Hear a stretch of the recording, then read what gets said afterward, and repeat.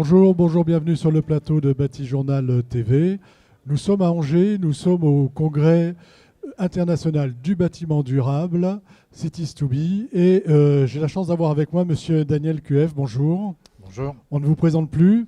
Vous êtes donc le maire de Langouette, mais avec vous aujourd'hui, on va évidemment voir que votre démarche vient de beaucoup plus loin. Et j'aimerais que vous nous disiez tout simplement comment, pourquoi vous venez ici au congrès du bâtiment durable et comment vous avez inscrit votre commune dans ces démarches à la fois de durable et surtout de bâtiment durable. Oui, merci pour votre invitation. Donc, je suis là parce qu'on m'a invité déjà. Je ne suis pas venu de mon propre chef. Donc, en 1999, dans ma commune, il y a eu une élection partielle et je deviens maire de ma commune. Et je propose au conseil municipal de travailler sur cette question de développement durable qui était inconnue du langage politique à l'époque. On parlait de cadre de vie, on parlait d'environnement un petit peu, mais surtout de cadre de vie.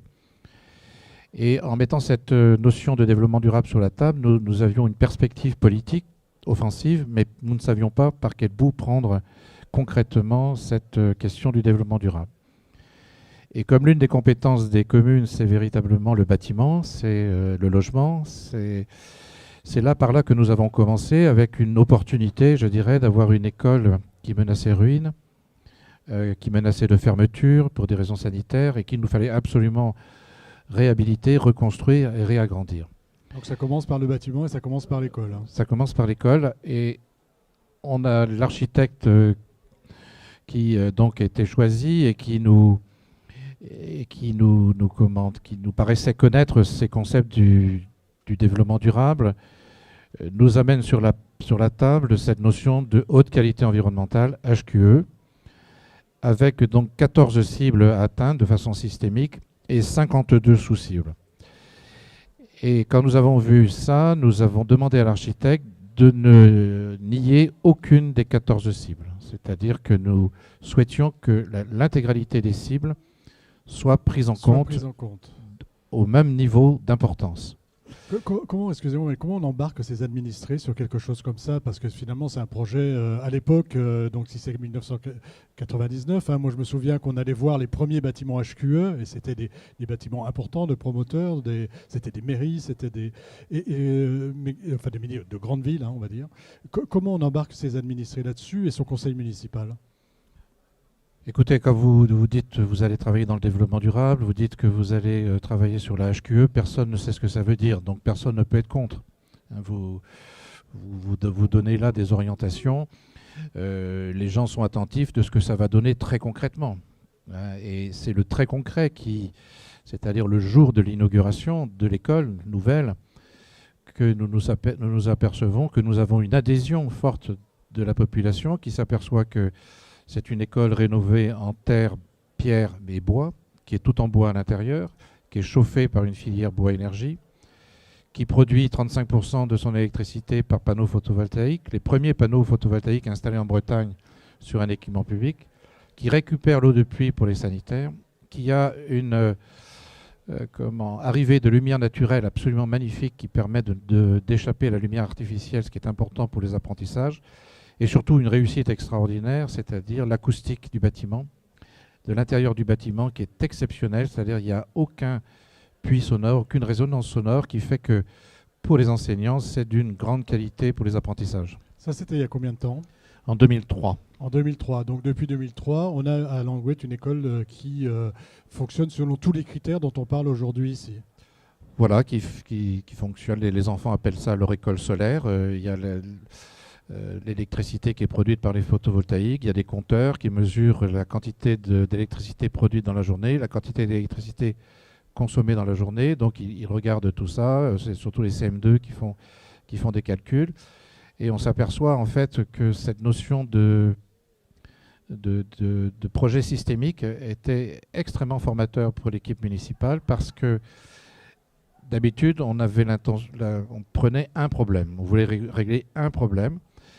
Et puis, c'est tout. On prend l'énergie, par exemple. Et là, on devait régler tous les problèmes en même temps et ne pas laisser un problème non traité et ne pas trouver de solution dans le bâtiment.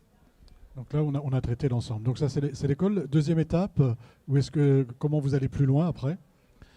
Donc, il n'y a pas que le bâtiment. Évidemment, nous avons une cantine 100% bio depuis 15 ans maintenant. Tous les produits servis aux enfants sont issus de l'agriculture biologique.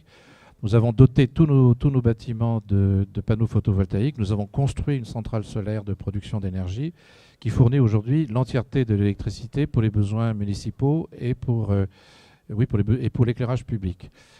Et puis, force de cette expérience systémique, de se dire que tout est dans tout et réciproquement, qu'il faut absolument s'attacher à ça, nous nous sommes lancés dans le logement social écologique ou l'accession sociale à la propriété écologique, en prenant là aussi la mesure de l'ensemble des problématiques, que ce soit les matériaux biosourcés, que ce soit l'énergie, la récupération des eaux de pluie, la biodiversité, la production d'énergie par la maison, la qualité de l'air intérieur. Enfin, on a travaillé sur des hameaux qui aujourd'hui sont bien entendu construits. D'accord, des hameaux qui étaient à l'origine, c'est de la rénovation ou c'est du neuf?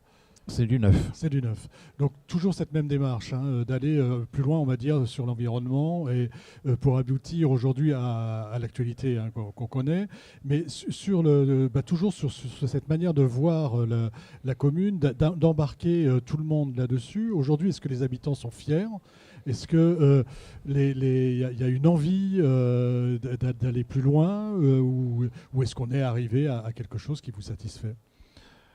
Non, si vous voulez, la question du développement durable, c'est une question politique. C'est-à-dire la politique, en tout cas écologique, c'est d'avoir des solutions, d'avoir le choix entre plusieurs solutions.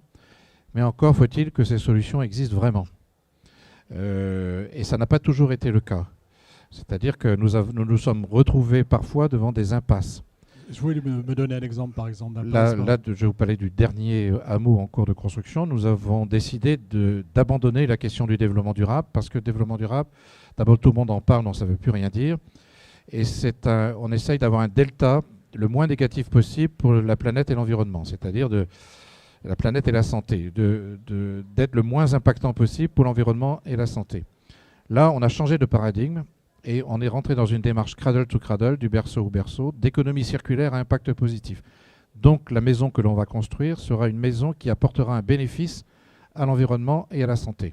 Donc quand on a dit ça, comment on fait? Donc on a mis les citoyens, on a travaillé avec les citoyens dans des ateliers citoyens dans lesquels nous avons mis de l'ingénierie, bien entendu, des bureaux d'études thermiques, des bureaux de spécialisés en matériaux, des architectes évidemment, pour travailler dans cette démarche cradle to cradle. Et là, aujourd'hui, vraiment, nous sommes très contents, puisque sur cette démarche, en tout cas de cradle to cradle, d'économie circulaire à impact positif sur le logement, nous allons construire des maisons aujourd'hui 100% biosourcées, 100% recyclables dans 5 ans, avec une carte, dans 50 ans ou dans 100 ans, avec une carte d'identité permettant le démontage et la récupération totale des matériaux, rien à l'incinération, rien à l'enfouissement. Et surtout, en plus, donc des maisons toujours en accession sociale ou en logement social, sans besoin de chauffage. Donc les avant-derniers que nous avons construits, nous étions à 164 € de chauffage par an. Là, nous allons être à 0. Ça va sortir de terre prochainement. Là, c'est en train. C'est en construction. Ça démarre ce mois-ci. Alors, on viendra vous voir avec Planète Bâtiment et Bâti Journal TV pour voir ce beau projet. Merci en tout cas d'être venu jusqu'ici sur le plateau de Bâti Journal TV pour nous parler de vos actions à Langouette. Merci beaucoup. Une émission à retrouver sur notre site internet, bien sûr, Bâti Journal TV, et sur le site de nos partenaires Cities2Be. Merci à vous.